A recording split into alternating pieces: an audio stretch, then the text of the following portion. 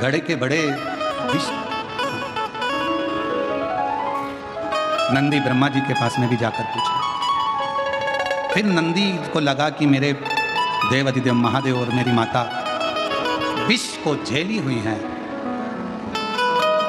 नंदी ने स्मरण किया जो बाल्य अवस्था में पार्वती जी ने अपने तप के जल से बेलपत्र का जो वृक्ष उत्पन्न किया था, नंदी ने उसी बेलपत्र को तोड़कर शिव जी के कंठ पर उस बेलपत्र को रख दिया। रखते से ही शिव जी ने अपने नेत्र खोल लिए। ऐसा बेलपत्र क्यों? एक बेलपत्र भीतर के विष को भी समाप्त कर देता। एक बेलपत्र। कुबेरेश्वर बाबा के धाम पर आप जब दर्शन करते होंगे तो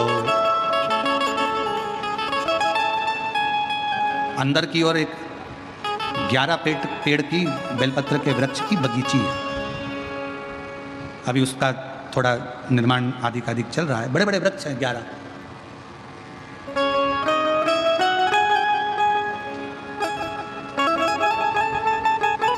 और बाबा का ही पुराना वट वृक्ष कुबेरेश्वर धाम पर है। आप लोग उसके भी दर्शन करे होंगे।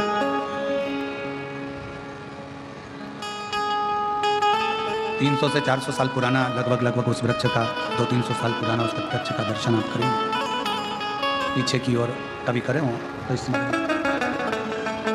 उस बगीची में उस बेलपत्र के वृक्षों के पास में बैठकर आप शिव नाम का स्मरण जब करते हैं, भगवान शंकर की स्मरण भक्ति करते हैं, तो उसका एक ऊर्जा अलग। कंकर शंकर की भूमि पर बैठकर 5 कंकर बीनकर आप वहाँ पूजन करते हो, आराधना करते हो, मन की बात कहकर एक कंकर उठाकर चले आते हो, शिव आपके कार्य को पूर्ण करता है।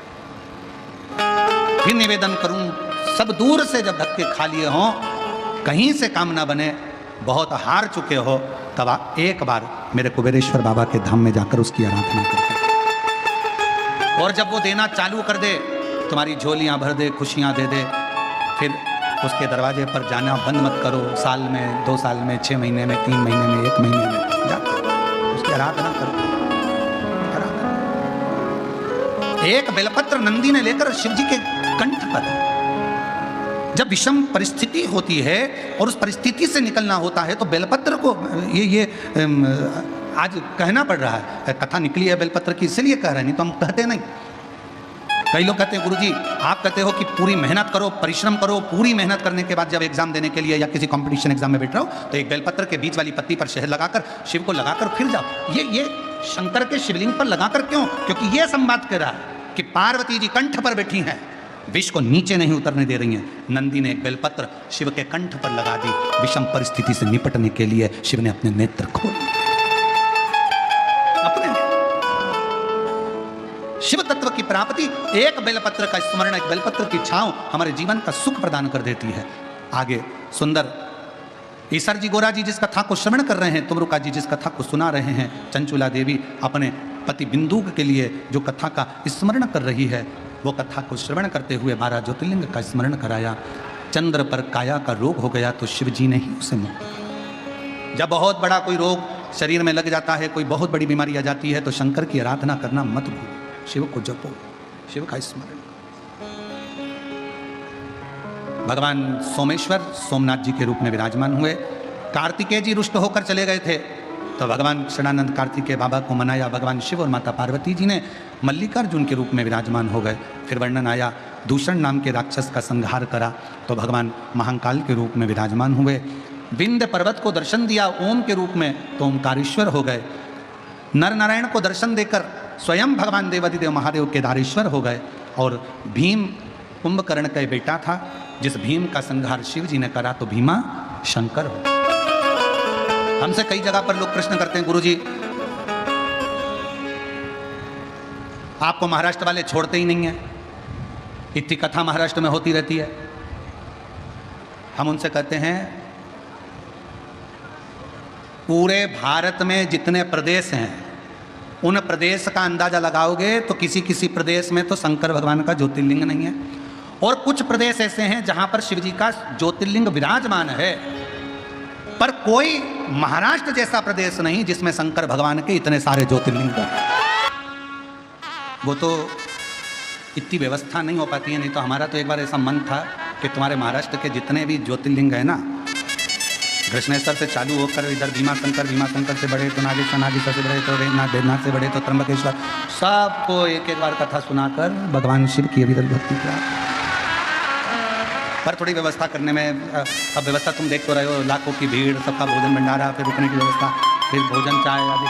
वैसे तो भक्त लोग बहुत संभालते हैं। वेदनाथ के यहाँ तुम देखो बीजापुर के भक्तों ने कितना संभाला, कितना सब आगे बढ़ बढ़कर, पूरी समाज है, हर समाज का व्यक्ति आगे बढ़ बढ़कर, तो सब ने धन्यवाद है। बीजापुर वासियों को मैं प्रणाम करता हूँ, नमन करता हूँ। बहुत बाबा के 12 ज्योतिर्लिंग का स्मरण किया, बिंदु प्रेत योनि से छूट गया। चंचुला देवी भगवान शिव की आराधना करती हैं और पति लोक में चली जाती हैं। शिव जी ने वचन दे दिया, तुम रुका जी, कलिकाल में, कलयुग में अगर कोई दिल से शिव महापुराण की कथा श्रवण करेगा, भगवान शंकर कहते हैं मैं उसके दरवाजे पर जाकर उसकी झोली भरूंगा।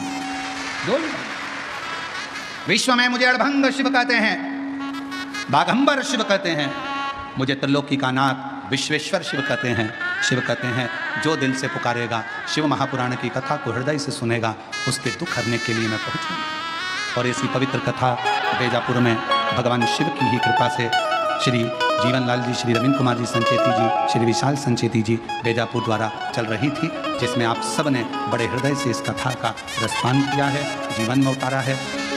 भगवान देवादिदेव महादेव से यही प्रार्थना करते हैं, बाबा आप सबकी झोली खुशियों से भरे, सबके दुखों को हरे, सबके हृदय में शिव भक्ति प्रदान करे। ये भाव रखते हुए कथा को विराम की ओर लेते हैं। कथा मंडप में विराजमान सभी शिव भक्तों के भंडार में शिव भरे, हृदय में शिव भक्ति दे। 5 तारीख से 9 तारीख तक सीहोर में गुरु पूर्णिमा महोत्सव होगा। 10 तारीख को गुरु दीक्षा महोत्सव सुबह से लेकर शाम तक चलेगा। बड़े प्रेम से, आनंद से आप 5 दिवसीय शिव कथा को 1 बजे से 4 बजे तक टीवी पर भी सुन सकते हैं, और जो कुबेरेश्वर धाम आ रहे हैं वहाँ पर भी श्रवण कर सकते हैं। 6 अगस्त को प्रदोष की दिन सुबह 9 बजे की कावड़ सीहोर सीवन नदी से चलकर कुबेरेश्वर धाम जाएगी, जिसमें आप सब बाबा से अपनी कामना कर कर कावड़ भरने के लिए जरूर आएँ। अपने साथ एक डंडा, बांबू, 2 लोटे और भाव से केसरिया वस्त्र पहनकर सब साथ में आए, भगवान शिव का भजन करें, स्मरण करें। 12 जुलाई से 18 जुलाई तक कोरबा छत्तीसगढ़ में शिव महापुराण की कथा 1 बजे से 4 बजे तक रहेगी। 30 जुलाई से 5 अगस्त तक बोलबम समिति द्वारा जयंती स्टेडियम भिलाई में शिव महापुराण की कथा 1 बजे से 4 बजे तक रहेगी। ऐसा ही कथा का क्रम